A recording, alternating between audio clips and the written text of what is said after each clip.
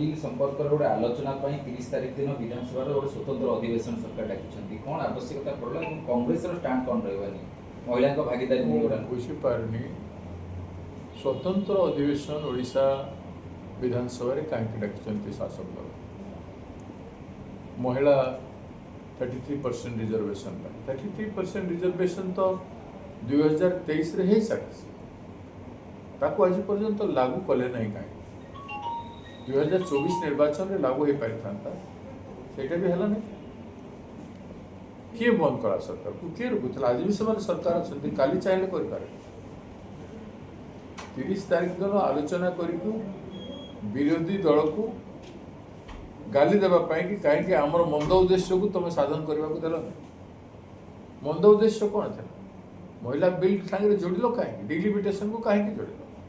और डिलिमिटेशन को जोड़ार अभिसंधि कौन था कि षड्यंत्र था से ओडिशा बंगाल नॉर्थ ईस्ट राज्य एवं समग्र साउथ इंडिया राज्य मानकर पार्लियामेंट्री रिप्रेजेंटेशन रो शेयर रही जो अंश रही ताकू छड़े नहीं निजर राजनीति रोटी सेकिबा राजनीतिक लाभ पाए सबुदिन बीजेपी केमती बेनिफिटेड हो भाया संरचना डिलिमिटेशन करा जायथिला से षड्यंत्र जो ओपन अप हो गला से महिला बिल को जब अलग करता आमर नेता राहुल गांधी जी श्रीमती प्रियंका गांधी लगातार कहते जे आप महिला स्वतंत्र भाव में आणतु आम गोटे दिन पास कर ऑलरेडी जोटा अच्छी ताकू पास करना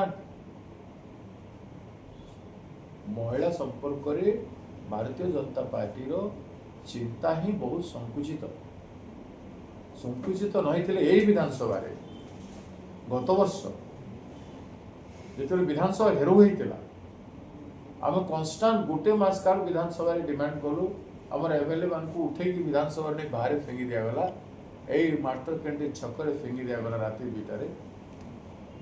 दिन राति आम विधानसभा आम एमएलए माने आमर सीएलपी आमर चीफ व्हिप आमर डेप्यूटी लीडर आमर प्रभावशाली नेता आमर तारा प्रसाद बाहिनीपति समस्त यंग एमएलए माने लगातार साधुतार सहित लड़ाई कले तार सत्य मध्य से माने गोटे सर्वदलीय हाउस कमिटी कले ना जिते रेप आउ गैंग रेप होइछी महिला न्याय देवा कथा कहते सम्मान कथा कहते बीजेडी भाई बीजेपी भाई माने से माने तो महिला को सम्मान दे जानती नहीं ओडिशा रे तो 45,000 उपरे महिला और शिशु निखोज 4,000 पाखापाखि दुष्कर्म गण दुष्कर्म ओडिशा रे ए 2 वर्ष नपूर्ण कर सारे ये राज्य किए जानी ना महिला अत्याचार कथा गोटे छोट छोट 5 वर्षर शिशु मान सहित कौन है दैनिक महिला उपरे अत्याचार चली एम्पावरमेंट कथा कह कांग्रेस रे राजीव गांधी जी करे 33% महिला रिजर्वेशन पाए पंचायत राज रे एससी एससी ओबीसी दलित करते कांग्रेस तो महिला को सदाबले आगे कर एवं ये जो एवं पास करटा भी 2010 रे डॉक्टर मनमोहन सिंह आनी पार्लियामेंट रे 7टी वोट पाए पड़ जाता कांग्रेस सदाबले चेष्टा कर आज भी कांग्रेस प्रस्तुत अच्छी एवं आम तो चाहूँ तुरंत कार्यकारी कर नक डिबेट महिला बाबद कौन कर महिला को ओडिशा रे सदाबले असम्मान कर एकथा ओडिशावासी जानते ये बड़ा ओडिशा बंद है गाँ गाँव रे घरे घरे पूरे पूरे रास्ता सड़क रे समस्ते कहले साधारण लोक मैंने जो मैंने एफेक्टेड है से बंद रे से माने कहते आप कैमेरा रे जो गोटे गुड कज कष्ट भोगाई गोटे उद्देश्य आम प्रस्तुत अच्छे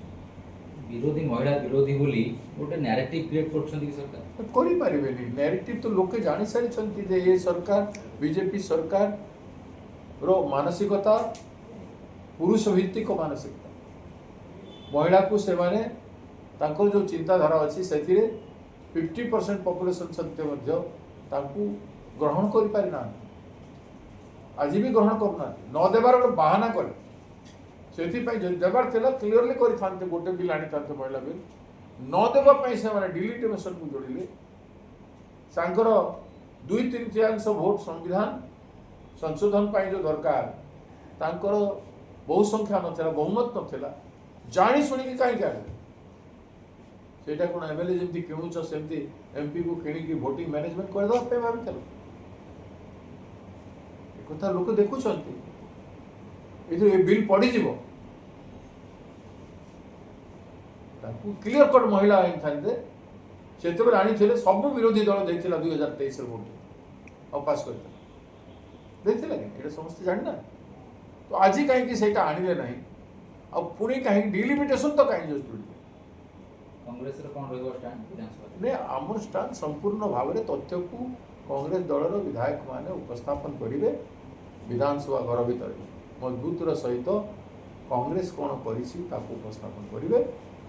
ଏବଂ କ'ଣ କଂଗ୍ରେସ କ'ଣ ଚାହେଁ ତାକୁ ଉପସ୍ଥାପନ କରିବେ ଏବଂ ତୁରନ୍ତ ମହିଳା ଆକ୍ଟକୁ, କାନୁନକୁ ଲାଗୁ କରିବା ପାଇଁ 33% ରିଜର୍ଭେସନ୍ ଲାଗୁ କରିବା ପାଇଁ, SC ST OBCଙ୍କୁ ତଦନୁଯାୟୀ ରିଜର୍ଭେସନ୍ର ବ୍ୟବସ୍ଥା କରିବା ପାଇଁ ସେ ଭିତରେ ବିଧାନସଭା ଘରେ ମଜବୁତର ସହିତ ଉପସ୍ଥାପନ କରାଯିବ।